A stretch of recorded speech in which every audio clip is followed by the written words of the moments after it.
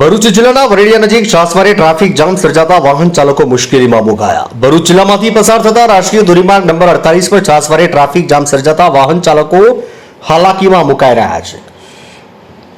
આજરોજ પણ સાંજના સમયે ટ્રાફિક જામ સર્જાતા વાહનોની લાંબી કતારો જોવા મળી। બંને ટ્રેક પર વાહનોની લાંબી કતારોના દ્રશ્યો જોવા મળ્યા।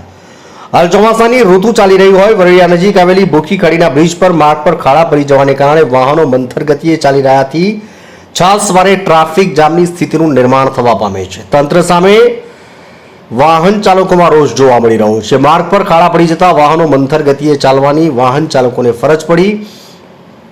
NHAI દ્વારા માર્ગનું સમારકામ હાથ ધરવામાં આવે એવી વાહન ચાલકો દ્વારા માંગ ઉઠવા પામી છે। માંજથી મોહસિન કારાનો રિપોર્ટ।